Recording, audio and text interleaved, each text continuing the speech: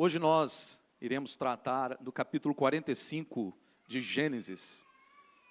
Visto que é um capítulo vasto, né? Nós temos 28 versos ali, nós faremos uma leitura dividida por bloco para ganharmos tempo, né?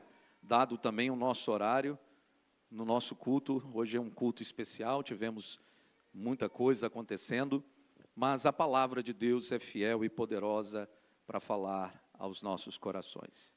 Quero orar mais uma vez, agradecendo ao Senhor. Pai bendito, nós louvamos o Teu santo nome, porque de fato estarmos aqui é graça do Senhor, é bondade estendida a nós todas as manhãs. Já temos cultuado e invocado o Teu santo nome, temos orado e cantado louvores, mas agora a nossa alma deseja verdadeiramente ser tomada por um coração ensinável, disposto a reter a boa palavra, a boa semente do Evangelho no nosso coração. Perdoa-nos, ó Pai, tira de nós toda a ansiedade, tudo aquilo que nos incomoda, tudo aquilo que pode tomar, talvez, preocupações ou desvios da nossa mente, mas oramos para que seja levado cativo todo o pensamento à obediência de Cristo. Assim nós oramos, em nome de Jesus. Hoje eu pretendo, com a graça de Deus, falar sobre a providência de Deus na restauração da família. E é fato, meus amados irmãos, que a vida, por vezes, é como um grande mosaico. Mosaico esse composto de alegrias, de tristezas, de vitórias, de derrotas, de esperanças e desesperos.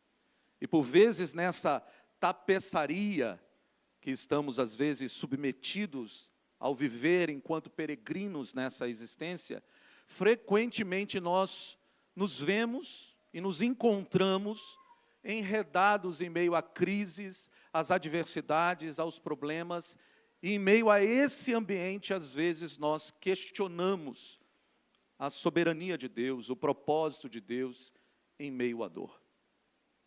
Mas como o Salmo 16, verso 7, nos diz que o Senhor é bom, um refúgio em tempos de angústia. Ele protege todos aqueles que nele confiam. A Escritura frequentemente vai nos mostrar essa interação complexa. Que interação é essa? Da soberania de Deus e a fragilidade humana. E é justamente nesse grande mistério que nós somos chamados a confiar num Deus que é soberano sobre todas as circunstâncias da vida. Num Deus que é criador do universo, mas que também é o nosso Pai. Que é um Deus, como Paulo diz na carta aos Efésios, de quem toma o nome de cada família, tanto no céu quanto na terra. E é aqui no capítulo 45 de Gênesis que nós vamos nos deparar com a história de José, muito conhecida pelos irmãos, virou até mesmo filme, desenhos. Eu acho que uma das histórias bíblicas mais conhecidas, até mais do que Davi e Golias, visto em filmes e desenhos, que nós vamos olhar para a vida de José e vamos perceber alguém que experimentou tanto o abismo da traição, quanto também o pináculo do poder, na maneira como Deus o exaltou. E é nesse palco, onde o Deus de toda consolação, o Deus que sua mão invisível provedora rege a história e guia cada eleito, cada membro deste povo, que manifesta desta provisão belíssima, num dos alvos que para Deus tem a maior importância, a família. E é justamente essa beleza deste Deus grandioso que nós encontramos esta verdade bendita, de um Deus que, por meio da sua providência, em meio às crises, em meio às adversidades, se faz presente para redimir, para restaurar e para revelar a sua glória em todas as circunstâncias. Amém? Vamos ler os versos 1 ao verso 3 do nosso texto, para a gente entrar no primeiro ponto, e é nesses 3 versos que nós vamos nos deparar com este ponto onde a verdade de Deus é revelada, onde um ambiente de transparência, de confissão, onde a luz de Deus brilha em verdade, e nesta verdade revelada, o perdão é oferecido. Verso 1 ao 3. Então José, não se podendo conter diante de todos os que estavam com ele, bradou: fazei sair todos da minha presença.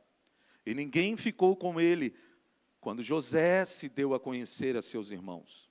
E levantando a voz em choro, de maneira que os egípcios o ouviram, e também a casa de Faraó, disse aos seus irmãos: eu sou José, vive ainda meu pai?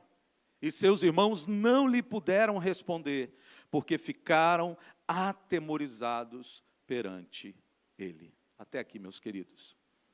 É interessante que toda obra de reconciliação e restauração, biblicamente, nós vamos perceber que não pode ocorrer, não pode, de fato, ser trazido o propósito de Deus, se a verdade não for estabelecida. A palavra de Deus diz que todo aquele que é da luz, ele vem para a luz a fim de que as suas obras sejam vistas, sejam conhecidas. Isso nos leva a entender claramente que ser como filho da luz é alguém cuja vida, cujo coração precisa estar num ambiente onde há transparência, onde há de fato a verdade de Deus. Diferentemente de João capítulo 8, onde Jesus claramente, olhando para aqueles judeus religiosos, e diz que eles eram filhos do diabo, e que o diabo é este pai da mentira. O povo de Deus, ele é totalmente separado do mundo, porque são filhos da verdade.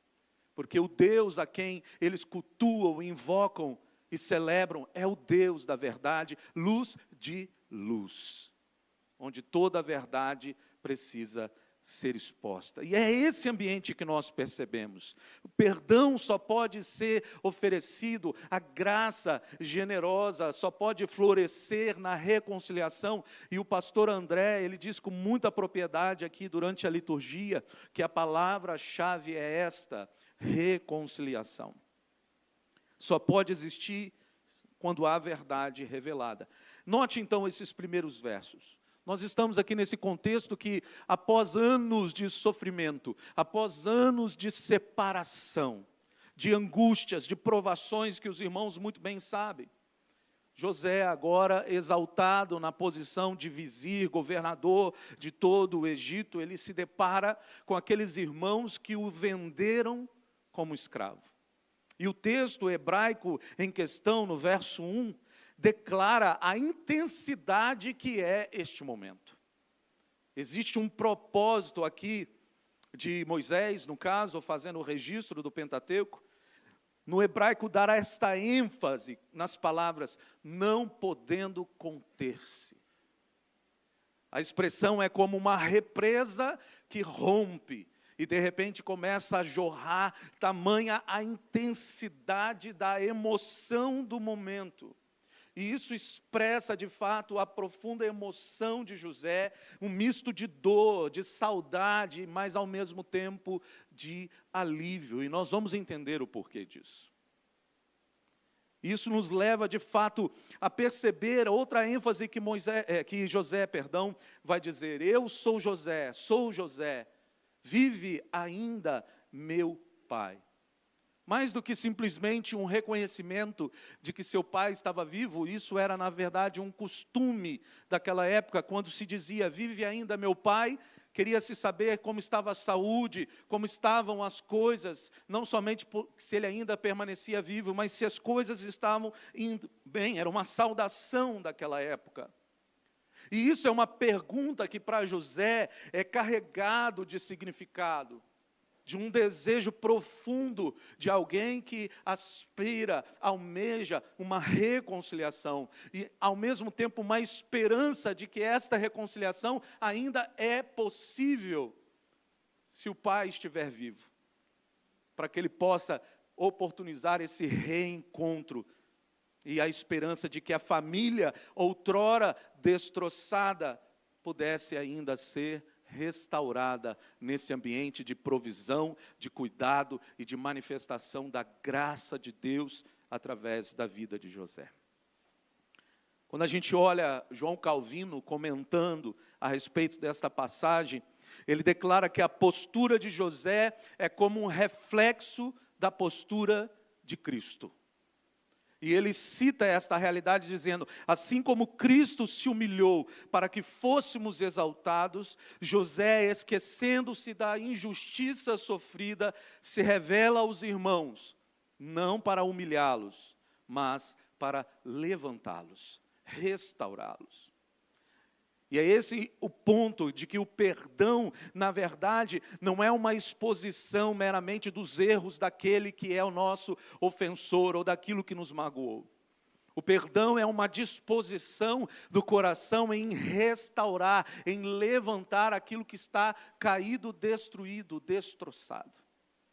O perdão, ele vem com um sentimento de restituição, meus irmãos. E isso é muito importante. Mas o perdão também, ele é lançado num ambiente onde o arrependimento também é visível. Você pode perceber, olhando para trás, capítulo 42, se não me falha a memória, José vai se certificando do coração dos irmãos. Ele vai fazendo algumas provas, não simplesmente por um ato de maldade ou querendo dar o troco, mas ele quer certificar-se de que aquele coração do passado, com o passar dos anos, havia mudado. Se havia arrependimento, se eles se lamentavam daquele ato grotesco de traição que havia sido feito. E nós somos chamados então, meus amados irmãos, a refletir a respeito de algumas verdades aqui. A palavra de Deus nos diz em Tiago que nós devemos confessar os nossos pecados uns aos outros para que sejamos curados. É nesse ambiente de transparência, na família, uns com os outros, que Deus ordena a bênção da cura, da restauração. Mas a verdade é que nem sempre vivemos esse ambiente de luz, de transparência, onde de fato abrimos o nosso coração e compartilhamos nossas lutas, nossas tristezas, nossas mágoas, nossas decepções. De fato, a primeira aplicação que nós temos aqui, onde a verdade é revelada e o perdão é oferecido, é que nós somos de fato desafiados a perdoar, não por uma questão simplesmente de sentimento, porque geralmente nós vivemos esse período, onde as pessoas dizem isso: o dia que eu sentir que a coisa está certa no meu coração, eu vou lá perdoar. E o fato é que nós nunca vamos sentir. O fato é que o coração não quer aplicar as virtudes que dizem respeito a uma nova vida. O coração está sujeito à velha vida. Esse coração, embora sofra as mudanças da santificação, da conformação com Cristo, ele somente estará livre desta velha vida quando Cristo voltar e aperfeiçoar todas as coisas, ou quando nós nos encontrarmos com Ele, seja pela morte, quando a nossa alma for justificada. Mas o perdão é um ato de obediência, perpassa ao culto racional, ao entendimento de que é mandamento. E note que todas as vezes que a Bíblia vai tratar a respeito de mandamento, diz respeito às coisas que para nós é difícil fazer. Mandamento vai de contra aquilo que a nossa natureza carnal gosta de fazer. Portanto, mandamento não é uma questão de sentimento, é uma questão de obediência. É uma questão de se submeter à verdade, crendo por fé que aquela verdade, no tempo certo de Deus, vai alcançar o nosso coração. Vai afetar as nossas emoções, vai afetar a maneira como nós vamos agir com base naquela verdade. Colossenses 3:13 diz: suportem-se uns aos outros e perdoem as queixas que tiverem uns com os outros. Perdoem como o Senhor lhes perdoou. Perdão é justamente isso. Mas para que haja perdão, nós precisamos entender que a verdade precisa ser revelada. Quantos casamentos, quantos filhos com pais Quantos irmãos, quantos parentes vivem às vezes sobre as sombras, ocultando tantos e tantos pecados, decepções, traições, e estas coisas não vêm à luz. O mesmo Deus que revela estas verdades para que José transparecesse diante dos seus irmãos, visando um propósito maior, visando a preservação das vidas, é o mesmo Deus que deseja rasgar os véus que encobrem o nosso coração, irmãos. Muitas vezes carregamos o fardo da culpa, do remorso, da mágoa, tentamos esconder nossas falhas, nossos pecados, tanto de Deus como de nós mesmos e uns dos outros. Mas assim como a Escritura diz, não há nada que esteja encoberto diante dos olhos de Deus. Tudo está nu, tudo está patente diante dos olhos do Senhor. É por isso que esta grande família, chamado igreja, é um ambiente fundamental para ser um reflexo daquilo que deve ocorrer também nos nossos lares.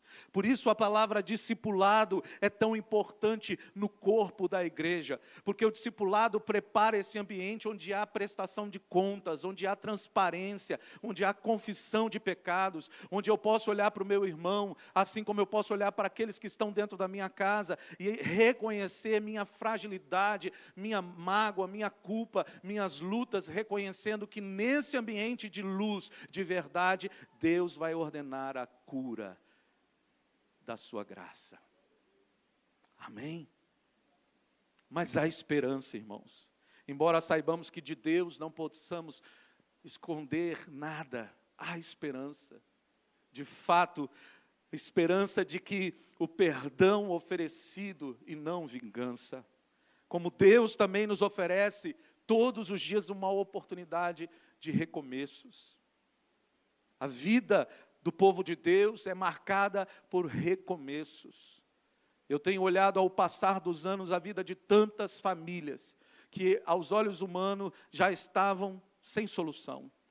Mas a graça de Deus floresce aonde o perdão é estabelecido. E novos recomeços melhores até do que os primeiros são estabelecidos. Porque Deus é um Deus de novidade de vida. Em Cristo você e eu encontramos a liberdade. E Cristo se move através dos irmãos piedosos, santos também, de confessar os nossos pecados, de receber o perdão e a cura para as feridas do nosso passado. Não esconda a verdade, irmão, mas leve todo o fardo que está no seu coração, na sua consciência, aos pés do nosso Senhor e Salvador. Procure pessoas piedosas, procure dentro da sua própria casa. Traga luz, porque trazer a luz é trazer a presença de Deus. É dizer a Deus, Deus, eu aceito a sua cura, eu aceito o recomeço. Mas talvez você pense assim, mas nem todo mundo está preparado para ouvir a verdade. A palavra branda apaga o furor. Nunca esconda a verdade simplesmente porque você tem medo das consequências do que ela possa trazer. Traga a verdade com humildade, reconhecendo que em primeira instância você o faz perante Deus. Quando você olha para a vida de José, nós vamos ver que pelo menos 5 vezes nós vemos que toda a vida de José, ele coloca Deus à frente. Ele reconhece o temor a Deus, e era o que o motivava a se submeter a toda a luta, a toda a amargura da vida, porque ele olhava em primeira instância em tudo que ele fazia para Deus. Mas a segunda coisa, nós vamos ler aqui os versos 4 ao verso 15, diz assim, disse José a seus irmãos, agora chegai-vos a mim, e chegaram-se.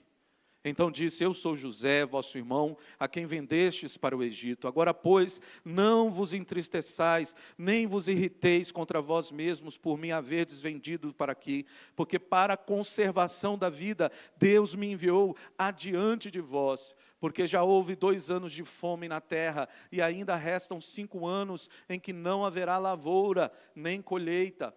Deus me enviou adiante de vós para conservar vossa sucessão na terra e para vos preservar a vida por um grande livramento.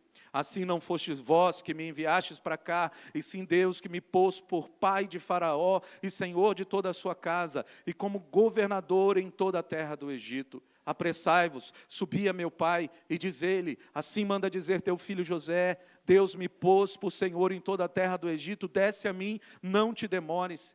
Habitarás na terra de Gozém, e estarás perto de mim, tu, teus filhos, os filhos de teus filhos, os teus rebanhos, o teu gado e tudo quanto este. Aí te sustentarei, porque ainda haverá 5 anos de fome, para que não te empobreças, tu e tua casa e tudo o que tens. Eis que vedes por vós mesmos, e meu irmão Benjamim vê também, que sou eu mesmo quem vos fala. Anunciai, meu pai, toda a minha glória no Egito, e tudo que tendes visto, apressai-vos e fazei descer meu pai para aqui. E lançando-se ao pescoço de Benjamim, seu irmão, chorou, e abraçando-se com ele, chorou também Benjamim. José beijou a todos os seus irmãos e chorou sobre eles, depois seus irmãos falaram com ele. O segundo ponto que nós percebemos que esse texto maravilhoso da providência de Deus na restauração lança é o cuidado e o sustento divino em tempos de crise.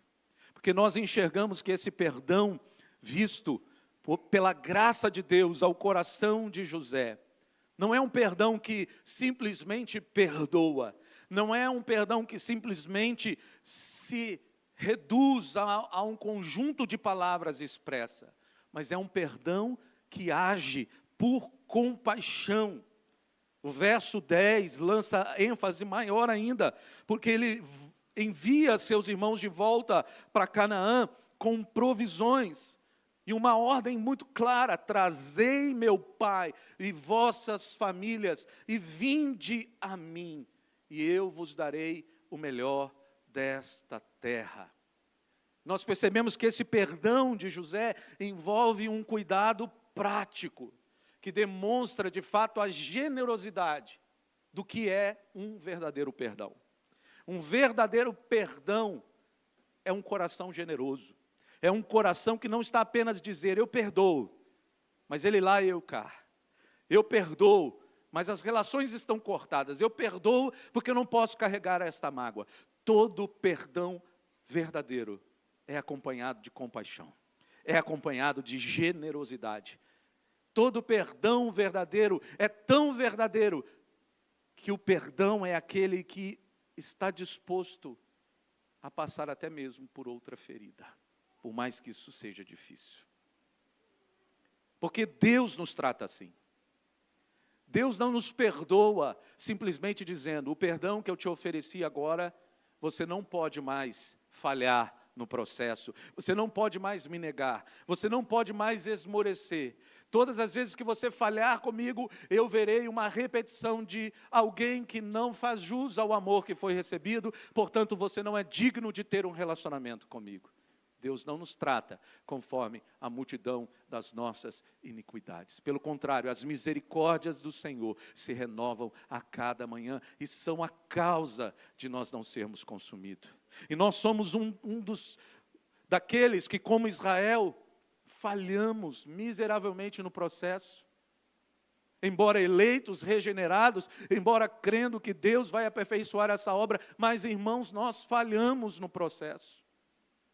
Mas Deus não nos trata conforme as nossas falhas. O coração de Deus é generoso, cheio de compaixão. José, irmãos, não se contenta em apenas oferecer palavras vazias, mas José se coloca pronto para agir, em suprir as necessidades daqueles que o feriram, que o traíram, que o decepcionaram. Há uma ênfase no texto, verso 9, apressai-vos, subi a meu pai e dizei-lhe, assim diz teu filho José, Deus me pôs por Senhor de todo o Egito, desce para mim, não te demore. E as palavras de José expressam não só um coração que perdoou a traição e a mágoa, mas expressam cuidado e urgência. porque ele entende que não somente a vida dele agora experimenta cura, liberdade, mas o perdão oferecido também deve colocar em liberdade o outro, deve colocar o outro também fora das algemas, e ter o cuidado de preservar a vida do outro, que talvez pela culpa, pelo remorso, pelo sentimento do erro cometido, aquela pessoa esteve cativa, e a vida dela em risco. E aqui nós temos literalmente a vida deles, não somente de Israel, como também de todas as nações por causa dessa fome. A preservação da vida tinha um senso de urgência importante. José deseja reunir a família num lugar seguro, onde a fome não pudesse os alcançar. E olha a ênfase que ele lança, ele usa pelo menos 3 ênfases. Ele fala: apressai-vos, desce e não te demores.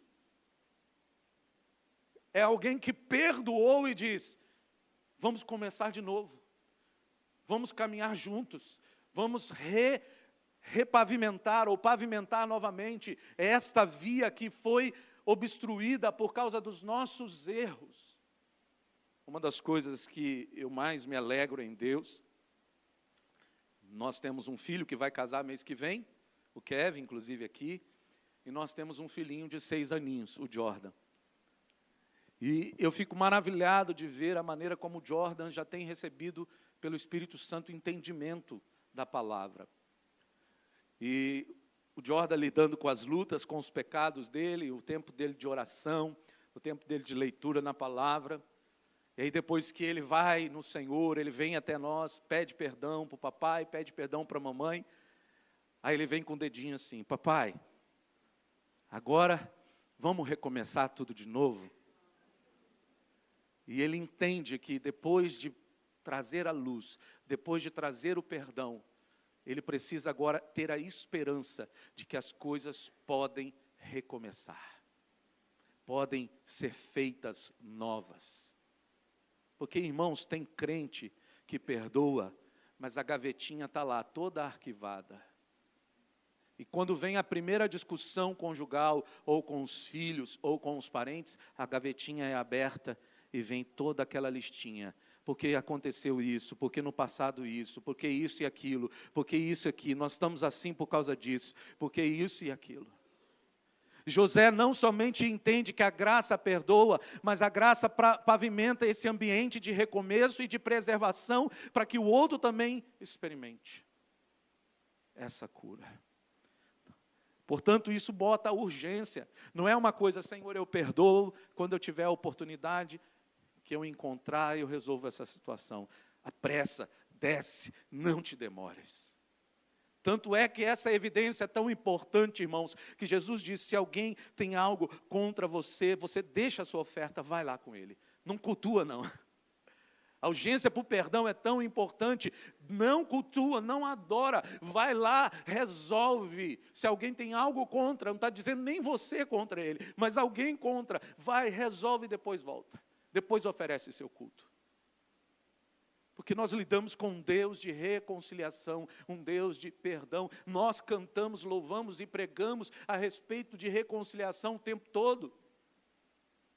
E se isso não for uma verdade em nós, que culto Deus receberá? Louvado seja o Senhor.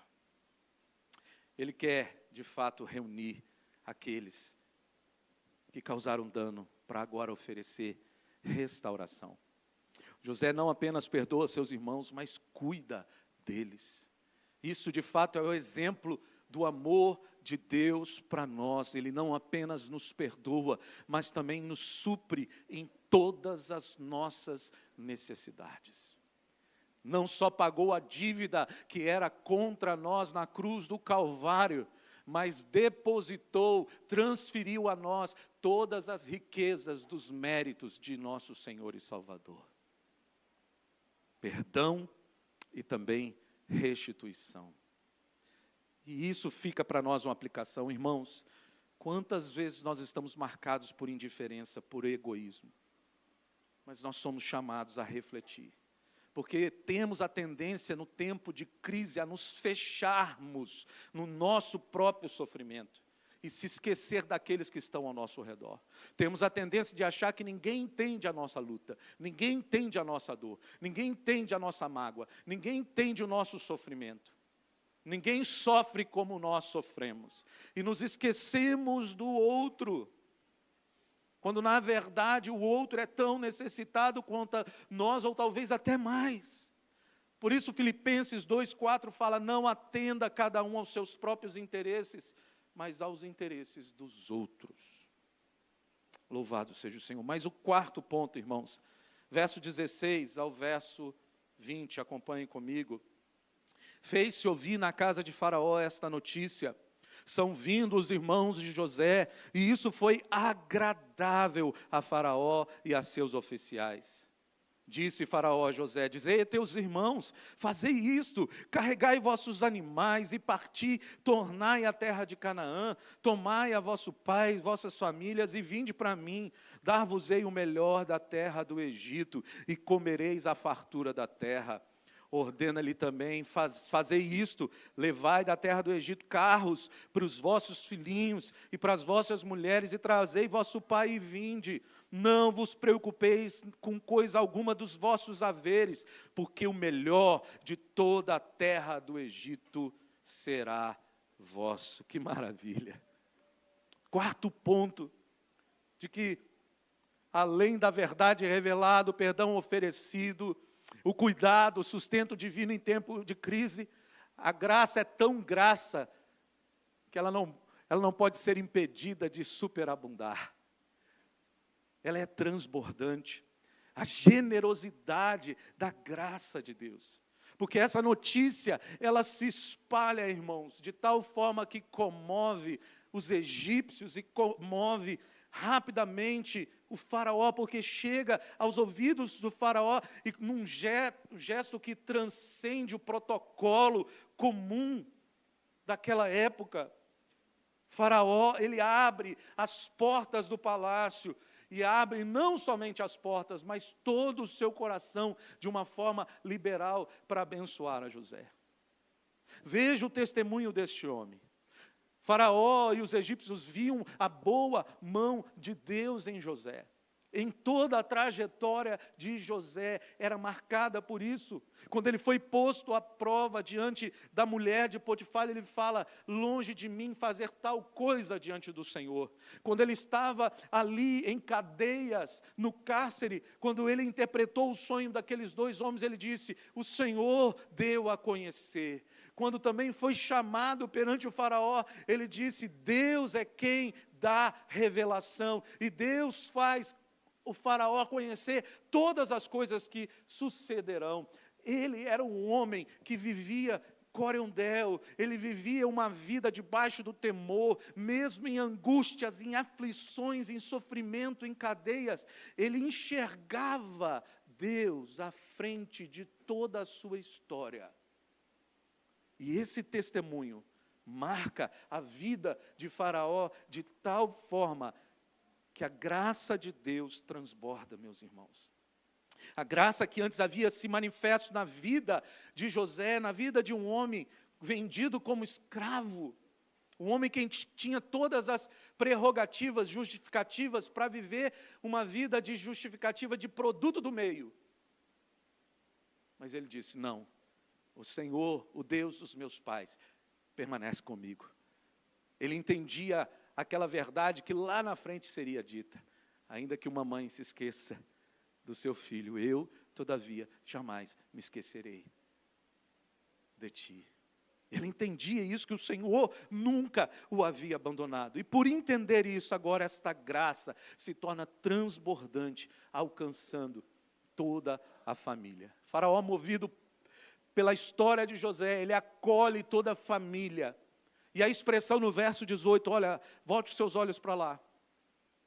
O hebraico mostra essa ênfase de novo. O melhor da terra do Egito vos darei para comer, e na fartura da terra sereis mantidos.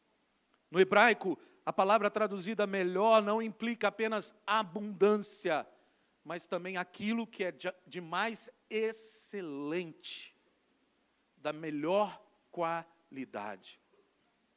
A graça de Deus, ela transcende, ela vai além das expectativas, porque Deus é um Deus generoso, meus irmãos. O que Cristo nos oferece não é simplesmente a garantia de estarmos longe ou fora do juízo ou de uma vida eterna.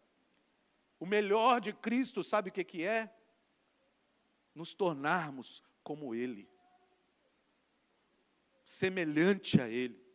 O melhor de Cristo não é simplesmente um escapismo deste mundo tenebroso, e louvado seja o Senhor por isso, mas é a certeza que nós não seremos como nós. Este alguém por quem você luta todos os dias e diz: quem me livrará do corpo desta condenação? O suplício do regenerado, do homem salvo, da mulher salva. A certeza de que nós seremos como Ele. Deus é generoso demais. Nós não conseguimos cogitar a dimensão da riqueza que Cristo adquiriu por nós. E é isso que o texto lança. Não permite apenas que eles se estabeleçam na terra, mas Ele quer dar o melhor, a provisão abundante, terras férteis, segurança, acolhimento.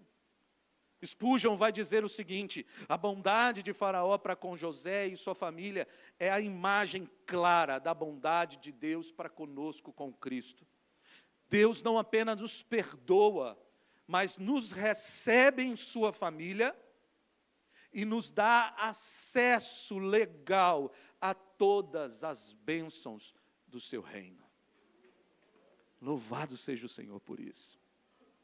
Isso nos leva a uma aplicação de que esta graça, que é generosa, meus irmãos, em nossas vidas, deve nos motivar a ser generosos uns com os outros. Até mesmo com o nosso inimigo. Até mesmo com aqueles que de fato falham conosco.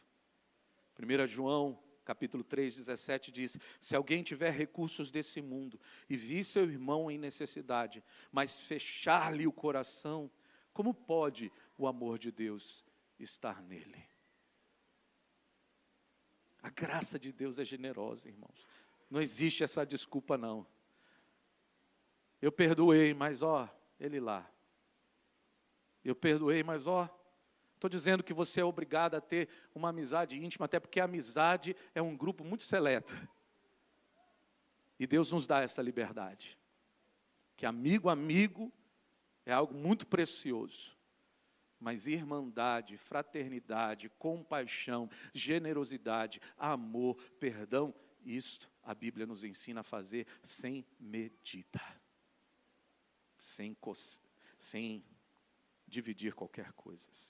E isso nos aplica a esta verdade da amplitude da graça de Deus. Assim como Deus, na graça comum que rege o coração dos homens, move o coração de Faraó em compaixão e misericórdia, Deus também nos chama a entender que neste presente imerecido da graça de Deus, isso não se limita apenas a nós, mas a graça de Deus, pelo poder do Evangelho, tem poder de salvar e chamar todos aqueles por quem Cristo morreu, e que nos cercam dentre as nossas famílias, amigos, e até mesmo aqueles como Faraó, que diante do mundo parece ser impossível, mas por causa da graça generosa em nós, Deus chama poderosamente pelo testemunho do Evangelho.